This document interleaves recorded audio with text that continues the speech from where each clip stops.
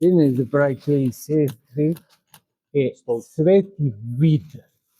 Не го пишува во календарчето, од кој причини, не знам, меѓутоа Свети Вит е маченик од крајот на втори и почетокот на трети век. И денес знаете дека овој ден се нарекува во соседната српска црква Видов ден, ден на Вит. Што се случува на овој ден и толку значаен станува?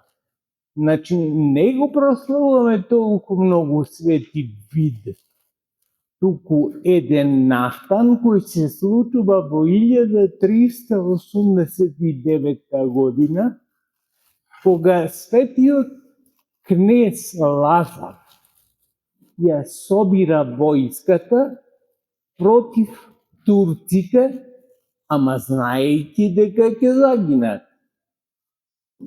Во историјата на светот воопшто скоро да не е позната таква битка. Да излезе некој свесен дека ќе загине. А тоа се случува токму на Косово поле на денешен ден, кога се слави празникот на Светиот Вит. Но што е многу значајно, и битки имале во историјата кој неколку, ниту имаме време да ги спомнуваме, ниту да се сеќаваме.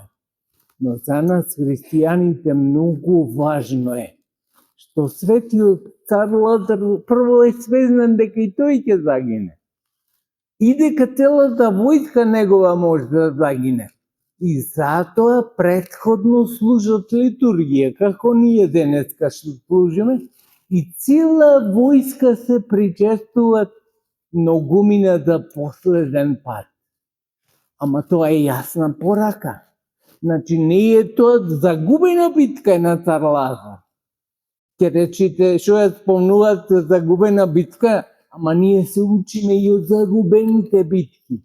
А што е важно во таа загубена битка? Важно е што свесен народ станува дека без заедница со Христа само не може. Дали порано ќе замине 5 минути, или 5 години, или 50 години од овој живот, ништо не значи.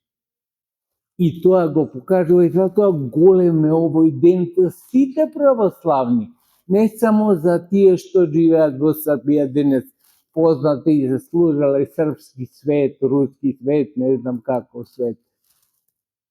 Во тоа е светиот цела насока на светот кој се проповеда во православието, зашто тоа е вредноста.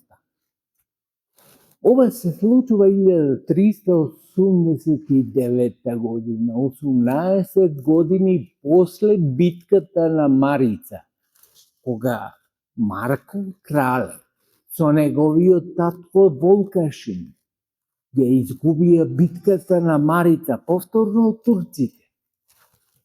Тие станаа вазали на турците. Светиот цар денеска го спомнуваме како Свет Лазар Хребелјановиќ, не го одбра тоа. Тој рече, подобро загинам отколку вазал на турците да биде. И едното и другото е на некој начин погодно. Зошто? Ке рече човек, зошто? Никогаш нема да ги имавме нити Свети Димитри Марков манастир, познат во Скопје, нити Свети Архангел Михаел, каде Марко Крале е во бела одара, во жалост, дека жали за татко му Волкашин, што е починен. Немаше да го имаме ни Свети Андреаш, брат му е на Крале Марко, исто кај што е во близина на Свети Димитри. На матка е тоа. Значи, кој пат да го одбере човек не е лош сам по себе. Ако нема грев во тоа, а нема грев ни го и што го одбира Марко Крале, уште помалку во овој што го одбира Лазар Хребелјановиќ.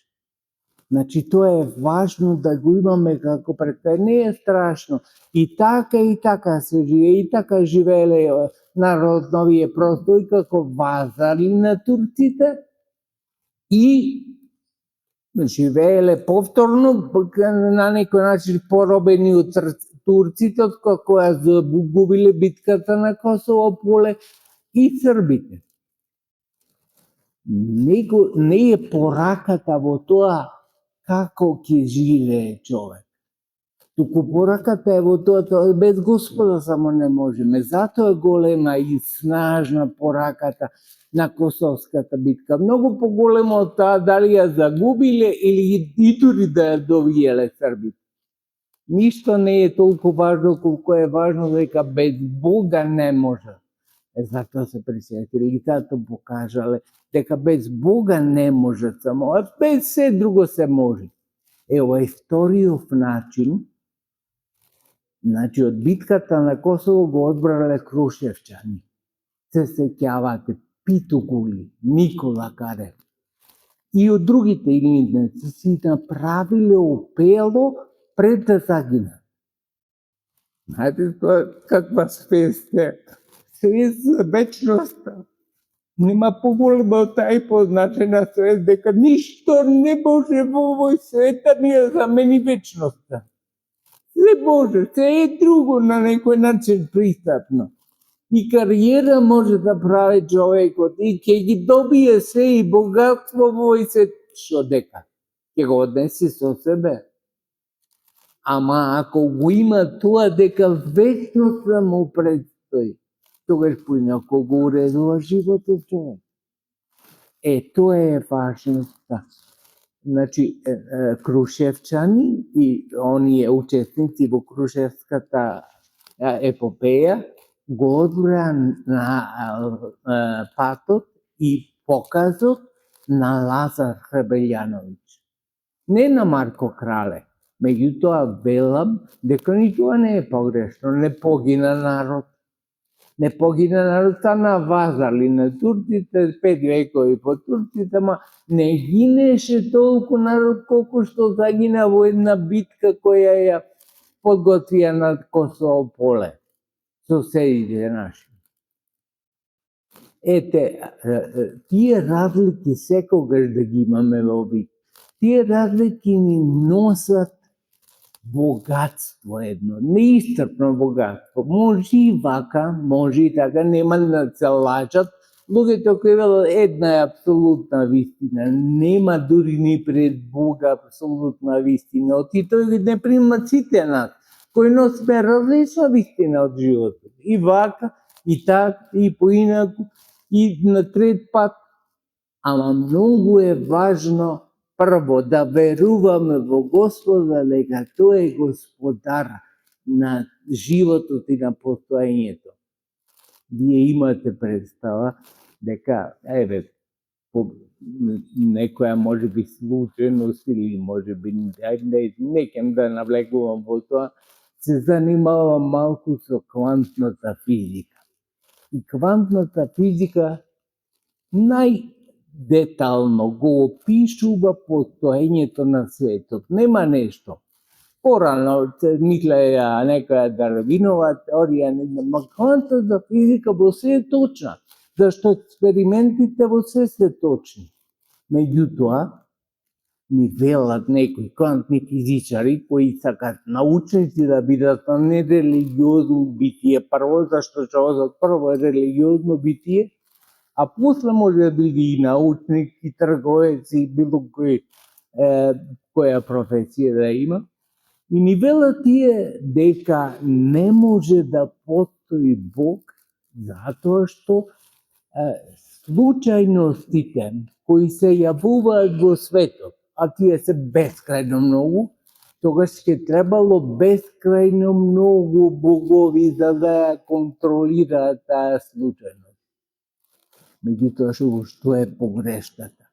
Погрешката е она што го виделе уште во 4-тиот век отците на црквата не знаеле ни за квантна физика, не знаеле ни за експерименти, вакви како што сега се прават, ја разделиле теологијата на изречива и неизречива. Катафатичка и апофатичка теологија. И тој одговорот и на денешните експериментирачки квантови физичари кои велат дека Бог треба да биде бескрајно множествен. Не треба, туку тој живее со сосема поинаков живот отколку што живееме ние. Значи, квантната физика е сосема реален експеримент за светот во кој што живееме. Меѓутоа, не е реален експеримент за Бога кој не знаеме како постои. Ете, тоа е одговорот на се. За Бога ништо не знаеме. Знаеме дека е Отец, Син и Свети Дух и дека Синот се овоплатил и имал одреден живот на земјата и тој го знаеме. И друго ништо не знаеме. Кој е тој што ќе каже нешто за Бога дека знае? Скриен е Бог, не само заради големата величина негова, туку и заради смиреноста негова. Кој ви се крие денеска? Политичарите ви се кријат, па и тоа што не го направиле, сакат да го видите дека го направиле. Еве, сега се спомнам на Фейсбук денеска, голи да може да излезат луѓе со голи киле. Зошто? Од таа причина, тоа што не го направиле, сакат да се покаже дека е направено, а Господ не така.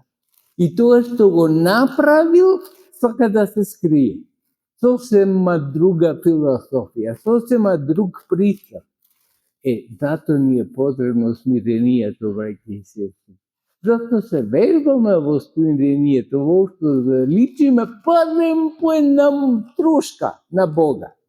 Не можеме да бидеме смирени колку Господа, тоа ни е далеко. Ама гледате на каква лекција не учи Господ, да бидеме смирени. Тоа е многу немирни. Друго е разлика меѓу мирен и смирен. Мирен човек може дури и по природа да си биде, да види ова дете бајче, ниту плачи, ниту. А смирен човек е кој своеволно сака да не го покажува дури и доброто како добро. Го крие.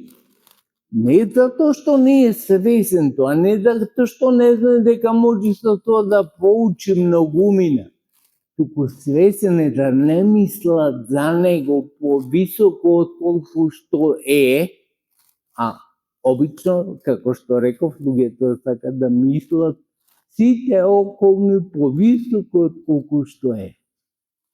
Ете, тоа не учи, браќи и сестри, подвигот кој го направил и Лазар Храбелјановиќ, и Крале Марко, и било кој го прави во името на Господа. Секој подвиг во името на Господа е траен и вечен. Се друго е надменост, се друго е надуеност кај човека. Особено тоа го гледаме во политиката. Пак ќе повторам, она што не го направиле луѓето сакат да го прикажат како да е направено. Тоа е лажна слика, сакам луѓето да имат лажна слика за другиот. Ама во вакви длабоки одлуки, какви што се одлуките на Свети Лазар Храбелјановиќ, за кој денеска зборувавме, се гледа големината на човекот.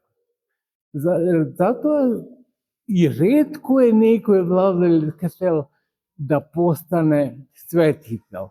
Ама како да не постане светител кога ништо поголемо ни светител не би направил?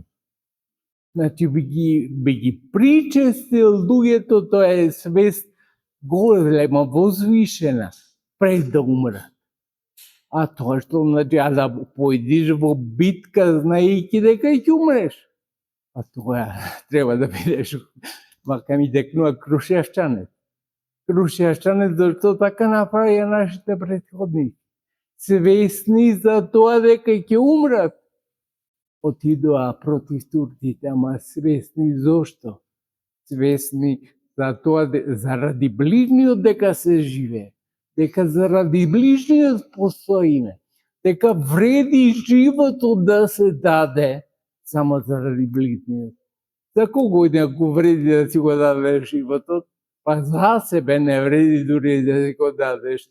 Затоа што често пати ние сме незадоволни од самите себе. Ама со тоа што го даваме животот за ближниот, тоа е полка врвна. И во војна, и во мирни денови. Во мирни денови тоа се однесува на семејството. Да е подготвен онеј кој е раководител на семејството, а тоа вели Библијата дека е мажот, тој да се жртвува за семејството. Нема повосвишена работа. Да се здрави живи, продолжив малку беседата, ама мотивирачка е сите нас. Господ да ви те сусите.